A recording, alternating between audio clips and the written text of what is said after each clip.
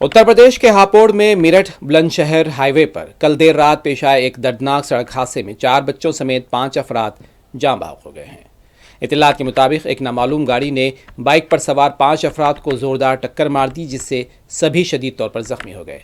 हादसे के बाद मौके पर चीखों पुकार मच गई और इत्तला मिलते ही जाए मौके पर पहुंची पुलिस ने फौरी तमाम जख्मियों को हॉस्पिटल पहुंचाया, जहां डॉक्टरों ने 5 को मुर्दा करार दे दिया। पुलिस का कहना है कि कोतवाली शहरी इलाके में रफीक नगर माजिदपुरा का रहने वाला दानिश अपनी 2 बेटियों के साथ 2 दीगर बच्चों को लेकर बुध की शाम एक ही बाइक से हफीजपुर के गांव मुर्शिदाबाद में स्विमिंग पूल में नहाने गए थे।